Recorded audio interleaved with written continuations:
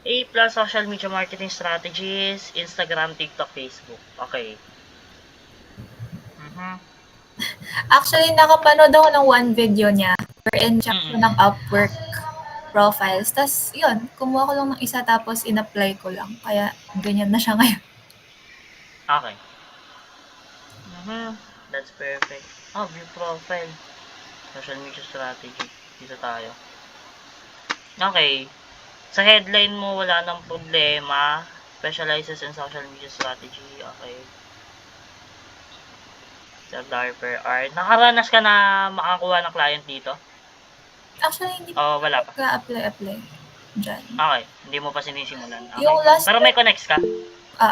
meron. Yung last work ko, ano siya, MedVA. Actually, Okay. Sige, sige. Medyo malayo sa social media. Sige, Coach mm. Craig. Habang ano natin. Suggest ko lang dun sa emoji na ano, yung skin tone gawin mong yellow para maging tawag dito, maging classic. Yung kumbaga, yung nakasanayan nila. Yellow na skin Alin tone. dyan? Yung arrow down na sa, ayun, yung daliri. Yung Ito. nakaturo. Sinabi rin ni Milonsky. Para kita agad. Oo Kasi nga, no? daw, Parang di siya visible. di ba? Kasi pag yellow yung skin tone niya, maaano agad yung mga clients na, uy, parang alam niyo, kumbaga, Palitan nga natin. same yung tawag dito. Same, kumbaga classic yung pinaka-color ng skin tone. Kasi before naman magkaroon ng ganyan skin tone, yellow talaga eh. Hmm. Mas kita nga siya kung dilaw siya, diba? Okay. Nice one, Coach Craig. Thanks. Okay, so dito, are you having... Okay, in-address mo agad anong problems ng potential clients mo. Brand voice inconsistency, low engagement. Okay, services you can get. Okay, seems like wala nang problem dito dahil ito ay malongskified na. Personal social media. Services you can get. Okay. Ato, I can suggest from this part is categorize mo to. Okay, o kaya ano mo siya, ascending part mo siya. Pero ang category or ang filter is from basic to advanced na task. Kasi ito, social media management, included na dito ang profile optimization, diba? Included na sa social media management yan.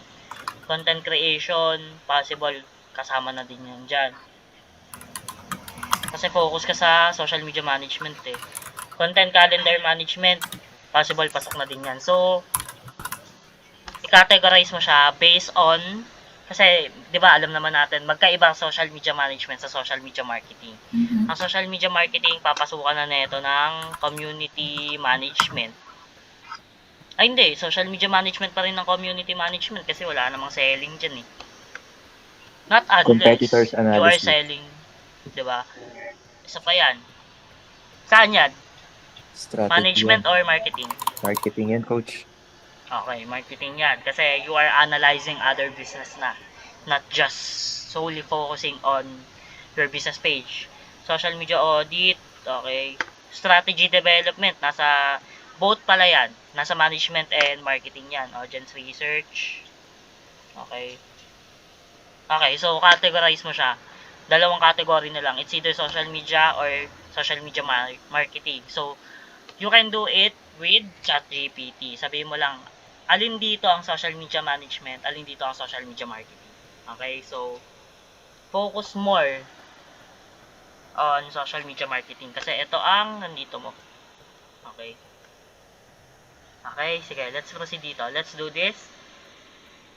Send me a message and let's see how we could work things out together. If you're curious about the wonders of your future social change you can bring to your business, check out these details below. We could use but not limited to. Facebook. Categorize mo anong technique mo dito sa Facebook. Facebook, Meta Business Suite ba gamit mong tool? Buffer ba? Okay, so maglagay ka ng tool para alam nila. Kasi kung Facebook lang, sabihin nila, I can use Facebook as well. Okay. Pero when you input a tool, diba, makikita ng client mo, okay, specific yung ano niya. Even though, nandito na sa baba yung software tools na nilagay mo, diba? Pero, when you are putting the platforms that you use, put a tool on how you manage a platform. Okay? Instagram, Meta Business Suite din naman to. Diba? TikTok. Ang tawag dun sa ano ng TikTok, I forgot. Pero the best tool you can use for all of this is Hootsuite. Familiar? Okay. Hootsuite is, it includes all of this. Kasi nagamit ko yun, pati Twitter. Content creation, curation. Ito, bullet. It's either a bullet point mo to, or, wait, basahin ko. Relevant, including graphics. Give a result. Okay. Dito sa content creation and curation, give a result na makukuha nila pag ginawa natin yan. Okay. Sige, Coach Craig. Yan, yung sa mga ganyan, mas okay na pag naka-star, ano siya, yung star statement, yun. Oo, di ba? Kasi mas visually appealing siya sa paningin ng client kaysa yung ano, di ba? So, pag maglalagay ka naman ng paragraph, kagaya yung sinabi ko kanina, focus on the result. Ano ba ang magiging resulta? For example, content creation, curation, anong magiging resulta nun sa page ng client mo pag gumawa ka ng contents? Boost up your page visibility by 35% on Facebook, diba? By crafting engaging and relevant content tailored for each social media platform, including graphics, okay? So, you can do a basic research about this as well. Paano ba nakakatulong ang content creation sa business? Okay? Anong part or anong KPI or key performance iba pa siya. indicator? Dito sa the audience attention and drive engagement. Saan siya? Ay, Ano nilagay? andun sa, Sa baba? ayun na. Asan na? To captivate the audience attention and drive engagement. Iba pa nun. Okay, mag-iba ka pa. Maglagay ka ng mga percentage kasi ayun yung usually tinitignan nila. Result talaga. Dapat pag social media marketing, result driven ka talaga dapat. Okay. Okay. Sige. You can put kunwari, nakagamit ka ng Meta Business Suite. Wait lang. Nakagamit ka na? Okay, di ba sa ano na? Pero, na-try ko na siya. Okay, na-try mo na.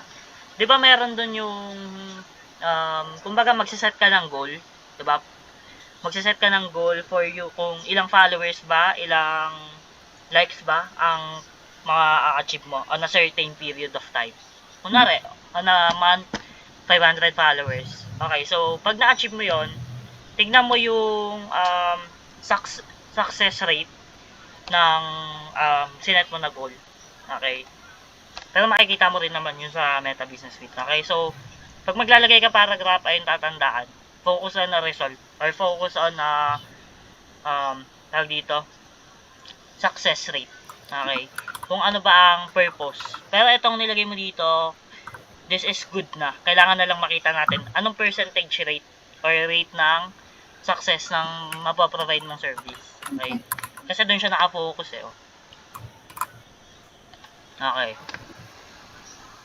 Limited to, okay. Pasok. Okay. Okay. Comprehensive. Okay, perfect na to. Okay. At ang maganda dito, Sophia, gawin mo tong naka-bullet point. Kasi iba-ibang part siya. Hindi siya iisa lang, di ba? Kunwari, una, social media strategy aligned with your business objectives, setting clear KPI for a measurement.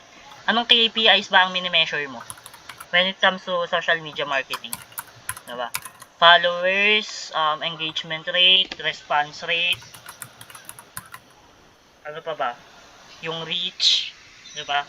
Ayun yung iba, ilan sa analytics or KPIs na mini-measure natin. Okay? So, maglagay ka din doon ng mga percentage. Software tools, balik tayo dito. Okay, pasok na yan. Okay. So, ngayon, tayo sa... Okay, so your Upwork is good to go. Tawag dito, social post. Ito pala, may isa pa akong idadagdag sa'yo, which is, ayan. Okay. Kaya ng tinuro ko kay Coach Craig, okay, pag maglalagay ka sa skills and expertise, focus ka sa tatlo. Di ba 15 yan? 15 ang pwede mo ilagay. Focus ka sa tatlong skill. Either social media marketing, graphic design, or virtual assistant. Kasi ayun ang nasa training natin, di ba? So, lahat ng skill na yun, mamamaster mo all throughout this training. So, it depends on you. What skill. Hindi naman solely dapat ayun yung tatlong ilagay mo. Para sa tatlong yun kasi, i-breakdown mo siya sa 5. Okay? Or 4. Kunwari, social media marketing. Anong kaya mong gawin sa social media marketing? Unang-una dito, community engagement, pumasok dyan. Social media marketing, ano pa bang kaya mo? Social media strategy, pasok din yan. Okay? Content marketing or content strategy, content creation, pasok din yon. Okay. Social media design. Okay, so after mo ma-breakdown yon, ayun ang ilalagay mo. Okay, tapos pag may isang skill ka na naman, 'di ba dito, makikita mo kasi dito na medical virtual assistant ka, 'di ba? Okay, so you can input that as another skill na i-breakdown mo. Okay, as a medical VA, ano ba ang mga ginagawa mo doon? 'Di ba? Ganon. Okay, so for example, nagtatrack ka ng records, 'di ba? Or nagpo-purchase ka or nag-audit ka ng mga tawag dito, mga codes. Kasi ganun sa medical virtual assistant as what I've watched. Okay, ito, creating authorizations. Ito, you can break down it to 4 more skills. Okay? So, ganun ang ilalagay mo as another skill. Kasi hindi para sayangin natin to experience mo na to. At knowing na medical virtual assistant is isa sa highly paid na freelancer job. Okay? Malaki pera dyan pag medical virtual assistant ka. Hindi lang yan $5 to $7 per hour. Okay? Pumapalo yan ng 10 to 12. Okay? So, ganun. Okay? Kaya, ilagay mo din siya dito sa skills mo. Kasi minsan, or madalas na madalas, ayun din, etong part na to ang isa sa pinaka-tinitignan ng clients. Yung skills. Kasi, dito nila tinitignan kung fit ka ba para sa trabaho or fit ka ba nila makatrabaho. So, kung i-scroll pa nila yan, 'di ba? Babasahin pa nila yan, matagal pa yan. Pero pag nakikita na nila dito, okay, medical virtual assistant, kaya ni Sophia gumawa ng authorization, kaya niyang mag-update ng facts, tapos marunong din siya magbasa ng medical diagnosis codes. Okay? So, pag nakita nila yan dito, okay, pasok si Sophia. Kaysa i-scroll pa nila yan dito, babasahin pa nila ng mahaba yan. Kasi most of the clients na nasa Upwork, and most of the clients na mahahawakan natin ay hindi gaano ka dami ang time para magbasa, para magtingin. Madalas ang tinitignan lang niyan dito, headline. First paragraph lang, 'di ba? Ay hindi lang isa sa sinabi ni Boss Molonsky. Okay? Mamaya papakita ko sa iyo. Okay? So, okay, clear done sa skills. Pero more on ano sana yan, social media talaga. Okay. So, gusto mo talaga mag-focus sa social Oo, media? kasi hindi ko talaga ano yung med eh. Ano lang Okay. siya, for experience lang, kaya tinik ko siya, actually. Okay. Sige. That's good. Ay, may question Okay. din pala ako sa Upwork. Need ba Sige, sige. 100% na complete yung profile? Yes. As much as possible. Kasi, the more the complete your profile is, the more chances you can land a job. Or you can land an offer.